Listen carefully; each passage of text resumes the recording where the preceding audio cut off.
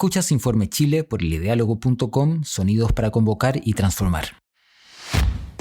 Hola, soy el periodista Felipe Herrera y en este primer episodio inaugural hacemos un análisis sobre la militarización de Wallmapu a propósito del asesinato del huaychafe Pablo Marchán.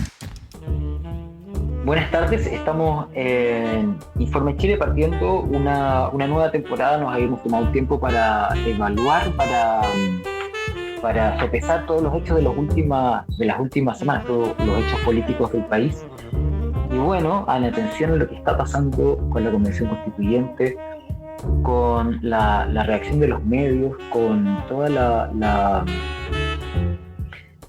las posiciones que han tomado los actores políticos, nos parece súper importante desde el diálogo, el equipo que somos y personalmente la necesidad de insistir en independiente por el derecho a la información y a la libertad de expresión de verdad. Soy Felipe Herrera y les doy nuevamente la bienvenida a este Informe Chile en defensa de las ideas transformadoras.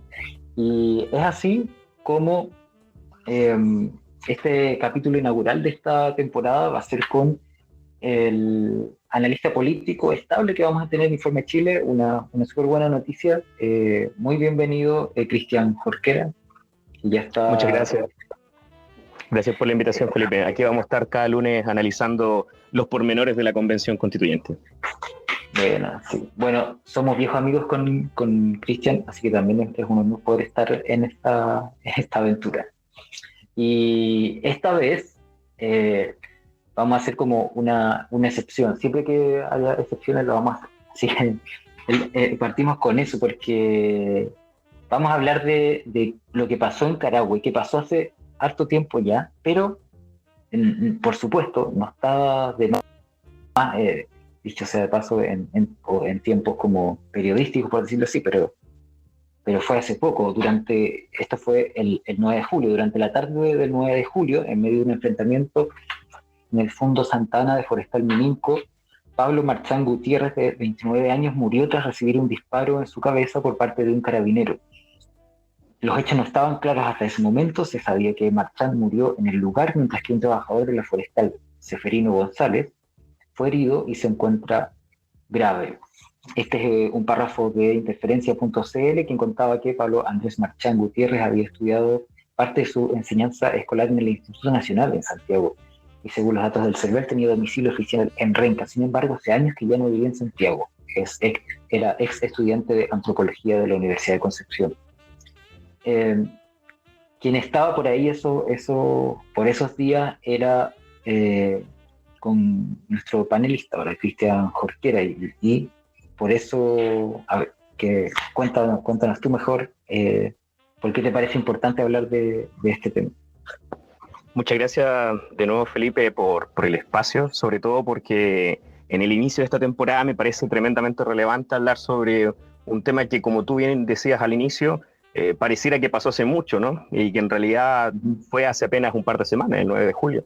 Vemos entonces que existe una necesidad de poner un énfasis, de poner un acento en lo que tiene que ver con los crímenes del Estado que siguen sucediendo, en este caso en la región de la Araucanía, en el Wallmapu, hace apenas un par de semanas atrás. Yo, a la audiencia que está escuchando, sin duda me gustaría transparentar que no soy ningún experto en la situación de la Araucanía ni en el Wallmapu, sino que por cosas de la vida, por cosas del destino, llamémoslo así, justo me encontraba en el lugar de los hechos, donde ocurrieron toda esta trágica situación. Justamente estuve durante esa semana en la región de la Araucanía, en distintas localidades. Esa noche en particular estuve en Carahue, que fue el lugar donde se dio el atentado y posteriormente el asesinato. Y siento que desde esa perspectiva, un poco, llamémoslo entre comillas, privilegiada de poder estar ahí en primera persona, sentí la necesidad de poder contar qué fue lo que sucedió, o al menos desde mi perspectiva, incluso como santiaguino, como persona externa de este conflicto que en realidad es del día a día, que nosotros lo vemos lejano, que lo vemos cada ciertas semanas cuando ocurren ciertas cosas, pero que en realidad es un conflicto del día a día. Tú estuviste, entonces, para hacernos la idea de lo que habías estado mirando, estabas en la región toda esa semana y ese viernes en la noche estabas en Carahue. En Carahue, exactamente, sí. ¿Cómo es Carahue?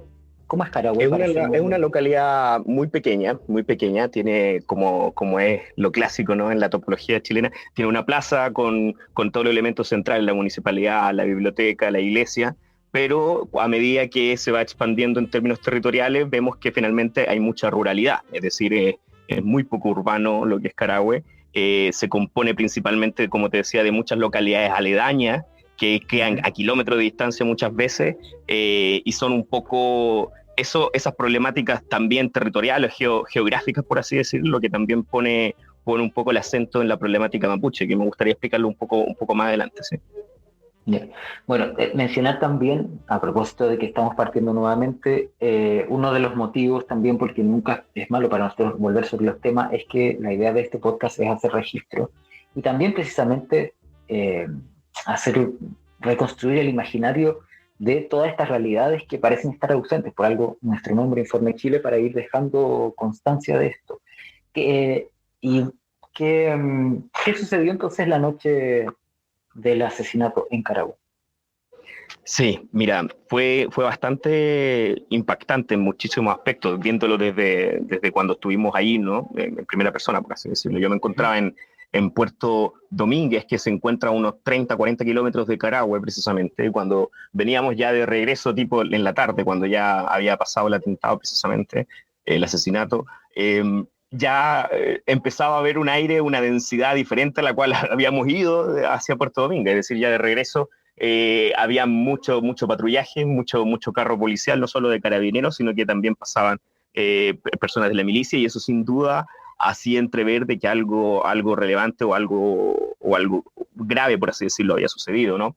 Cuando una vez que volvimos a Carahue, la gente, incluso antes del toque de queda, ya no había nadie en las calles, o sea, antes de las 9 de la noche, 10 de la noche, y en la noche era impresionante, porque existía, cuando uno habla de militarización desde acá de Santiago, uno siempre lo ve desde el punto de vista de que en ciertos puntos hay algunos militares, pero en realidad es que, claro, justamente en la salida del pueblo, pero en realidad es una militarización absoluta, es decir, vemos de que los militares, los carabineros se toman un pueblo, se toman una ciudad con la excusa de tener que justamente hacer frente a, entre comillas, muy entre comillas, una guerra con este pueblo mapuche.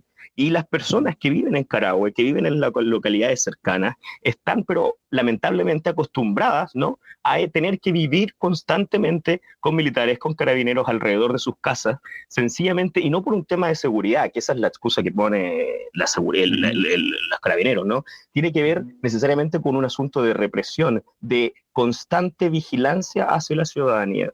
Y eso lo vimos, o sea, de forma concreta esa noche en Carahue. Es decir, no solamente en el pueblo, sino que, como te comentaba, yo, bueno, en la noche ya bien tarde me di la libertad de dar una vuelta por ahí, y efectivamente, o sea, no había una esquina en donde uno pudiera realmente ir a otro lado, por así decirlo, ¿no? Entonces, es una realidad que desde Santiago uno ve lejana o ve puntualmente, pero que quiero hacer el énfasis de que es del día a día, y que cuando sucedió lo de Pablo Marchand, lamentablemente, lo vimos una vez más. Entonces, pero que esa vez más que lo que sucedió con Pablo es algo que la misma gente nos contaba, que es literalmente de todos los días. Todas las semanas ocurre algún atentado que, ojo, en esta ocasión era un boicot producido por la CAM, efectivamente, lo ha reconocido Héctor Yaitul y todo, pero en muchas otras ocasiones, en muchísimas oportunidades, la misma gente de la localidad de Carahue sabe que los atentados, que las cosas que ocurren son sencillamente montajes, o sea, son sencillamente producidos por personas de las mismas forestales. Sí. A eso iba a ir, pero primero, para terminar el tema, como para que mejoremos nuestro imaginario de lo que es militarización. Primero, sí, yo asumía también desde mi ignorancia que esta militarización era solamente fuerzas especiales de carabineros, pero tú me estás mencionando que hay militares. Exacto, sí, y eso... Claro, y eso justamente basado, y aquí es muy interesante, porque se basa, porque hay militares en la calle, no porque exista un estado especial en la Araucanía, sino que así como estamos a lo largo de Chile, estamos en un estado de catástrofe producto de la pandemia, y solo por eso se supone que pueden estar los militares en la calle. en tiempos de toque de queda, ¿no? Pero en Carahue llegaron no solo antes del toque de queda, sino que se mantuvieron toda la noche, y no solamente como es acá en Santiago, que uno ve a los militares tal vez en el toque de queda en el aeropuerto, en algunas salidas, qué sé yo, pero en cambio en el sur era un tema de tomarse el pueblo, es decir, de no dejar vivir a las personas con una normalidad que tienen que vivir finalmente. Y peor, poner como enemigo al pueblo mapuche. Yo creo que finalmente ese es como el gran objetivo de la militarización. O sea, primero, uno podría suponer que hay más militares en Carahue que proporcionalmente que lo que hay en la región metropolitana, en Santiago, en una comuna, en Valparaíso. Claro, exactamente. En la región de la Araucanía, sin duda, debe existir un contingente que es significativo en comparación al resto de las regiones. Y enseguida, uno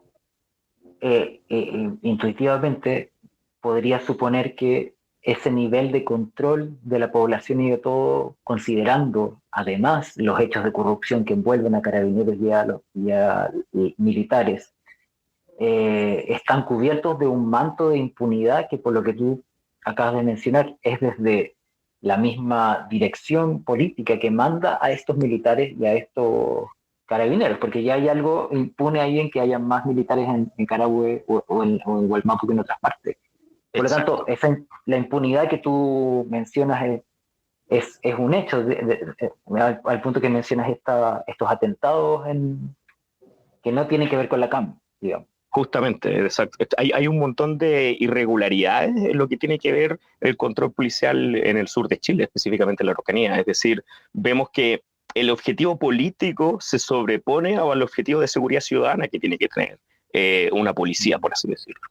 O sea, se huele en el ambiente que esa decisión como de gobernar totalitario del espacio físico tiene detrás algo raro, por decirlo lo más ingenuamente, digamos. Exacto.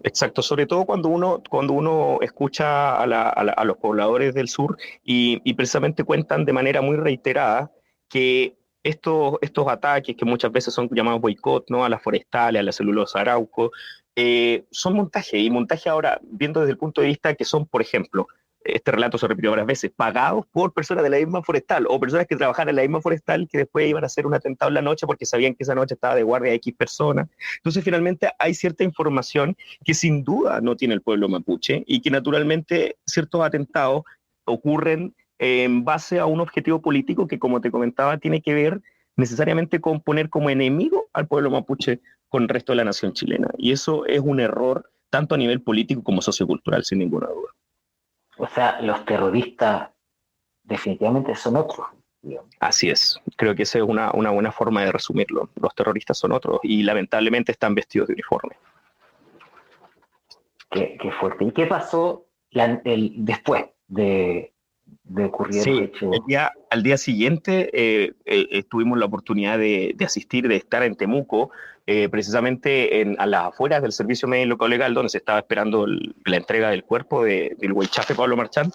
Cuando se hace entrega del cuerpo, se realiza un cortejo fúnebre desde Temuco hacia la comuna de Lumaco. Y en este cortejo fúnebre muy masivo de muchas comunidades indígenas presentes, y no solo indígenas, sino que también ciudadanas, veíamos entonces que lo terrible, yo incluso subí unos videos a Twitter de que al final del cortejo fúnebre el acompañamiento, entre comillas, llamémoslo así, del Estado, eran un par de vehículos policiales de represión, un zorrillo y un guanaco, aparte de unas micros para llevar detenidos. Ese es el acompañamiento del Estado. Esa es la forma en la cual el Estado, incluso en una instancia como es un cortejo fúnebre, busca enfrentar, busca precisamente finalmente motivar a las personas a enfrentarse mutuamente. Y eso no tiene ninguna provocación. Exacto. Esa es la palabra que está en la punta de la lengua. Una provocación constante por parte del Estado para netamente generar, obviamente, situaciones de violencia, como las que naturalmente surgieron al final del cortejo. Al final del cortejo, finalmente, iba a existir un enfrentamiento, porque al final existía un zorrillo, había un guanaco, o sea, existía esa intencionalidad por parte del Estado al momento de acompañar, ¿no? Y eso, la verdad es que a mí me impactó muchísimo, sobre todo considerando que el momento álgido que se estaba viviendo, insisto, la masividad, y eso no les importa ni la masividad, ni la relevancia, ni lo simbólico que es para el pueblo mapuche todo lo que sucede. es una desfachatez y una criminalización que, la verdad, me quedo corto de palabras. Sí, y pues, es flagrante el desprecio hacia lo que pueda representar una nación, o un grupo de personas siquiera. Claro, exactamente. Y sobre todo considerando que son personas, es un pueblo que llegó a esta nación antes que nosotros y que finalmente todos venimos de esa nación. Y eso genera una rabia, una impotencia enorme, porque al final es un conflicto que de una u otra forma se va no solo a mantener, sino que a seguir exacerbando por culpa de este tipo de situaciones que lamentablemente ya son, como te decía, del día a día dentro de los últimos 4 años del gobierno de Piñera. Uh-huh. Oye, y después de eso, ¿qué reflexión te lleva que viviste en relación al conflicto que se da en Gualmapu, que ya con el paso del tiempo también, que me imagino que has seguido el tema luego de Sí, haberlo vivido, digamos? ¿Qué puedes comentar respecto de eso? claro, sí, yo creo que sobre todo la reflexión que uno hace tiene que ver con la injusticia enorme, histórica finalmente también, que hay hacia el pueblo mapuche. Hay algo que es muy gráfico y que también uno desde la ignorancia santiaguina no ve, ¿verdad? Pero, por ejemplo, en la Araucanía es muy interesante porque si tú vas de una localidad X a la localidad Y, sea cual sea, vas a encontrarte con comunidades mapuches constantemente. Y Uh-huh. estas incluso muchas veces están señalizadas con letrero. Dice, mira, aquí comunidad huilliche, aquí comunidad mapuche X tanto. Pero lo que termina siendo irrisorio es que esas comunidades tienen territorios o tienen extensiones territoriales que son un chiste. O sea, es la mejor forma en la cual puedo definirlo. Y termina siendo generando no solo impotencia, sino que una sensación de angustia el saber de que era un pueblo que vivía con tranquilidad, con total libertad en un territorio totalmente llano, extenso, y que de la nada empiezan a surgir ciudades, localidades, tecnología, que empiezan a comerse todos sus territorios y que los empiezan a nuclearizar en pequeños puntitos aquí, puntitos acá, una comunidad chiquitita aquí, otra acá. Imagínate la angustia de ese pueblo que durante décadas ha visto a su lado, por así decirlo, crecer edificios, crecer carreteras en el lugar donde antes era tu hogar. Finalmente creo que esa es la mayor reflexión que les quisiera dejar, porque para mí fue sumamente fuerte poder presenciarlo y verlo, es decir, ver que tenían que cercar sus lugares para que no les entraran a robar cuando antes sin duda era un territorio totalmente libre. Es inevitable pensar que es muy similar a lo que pasa en Palestina. Claro, claro. Como ese nivel Sí. de, de arrinconamiento de un pueblo. Ahora, ya en un nivel como ya de especulación con la libertad que da un podcast, uno podría suponer que, asumiendo que el nivel de el nivel que ha alcanzado hoy día la opinión pública, el entendimiento y la aceptación de lo que significa la nación mapuche, y que por lo tanto, como vemos que está pasando en la convención, y ahí nos vamos a pasar luego al anuncio para terminar este capítulo, que con ese nivel de aceptación, este conflicto va a amainar porque una mayoría va a decidir reconocerle al pueblo mapuche lo que no se le ha reconocido. Claro. Y desde ese punto de vista uno podría sospechar entonces que este levantamiento repentino, diría yo, de que ahora el tema ya pasa a ser como un narcoterrorismo, se empieza a generar esa figura, es porque en el fondo también hay una intención de que el conflicto se mantenga ahí. No, es una Exacto. especulación, digo, Sí, pero sí, tiene sentido. Sobre todo considerando que están, por así decirlo, aprovechando estos últimos meses que le quedan de gobierno de Piñera, así como este último año que le queda a esta constitución. Entonces, finalmente están intentando aprovechar este tiempo para poder criminalizar como se les antoje, de tal forma de dejar instalado la problemática a la generación siguiente. Y yo creo que ahí es donde tenemos que tener un gran cuidado y la convención tiene sin duda una tarea fundamental de recomponer esta relación con el pueblo mapuche y con todas las naciones originarias, y yo creo que por ahí vamos al menos vamos en buen camino. ¿Sí? Bueno, y para eso, ya como anuncio, vamos a estar conversando todos los lunes sobre la convención. Yo, muy aficionado a estos temas y a la política, me ha sido difícil igual seguir, porque obviamente es un trabajo de 8 horas el que han realizado la convención con todos los medios conservadores en contra, de informar realmente lo que han sido los avances y esa discusión que no tiene que ver necesariamente todavía con escribir propiamente tal la Constitución, sino con generar las condiciones desde la misma convención hasta las condiciones políticas para que eso pase. Y eso es lo que tú has querido participar en este recuento semanal que vamos a tratar de hacer. Cuéntanos qué es lo que vamos a tratar de hacer de aquí del lunes en adelante. Así es, Felipe, sí, como bien adelantabas, vamos a estar ahí cada lunes intentando resumir, por así decirlo, ¿no?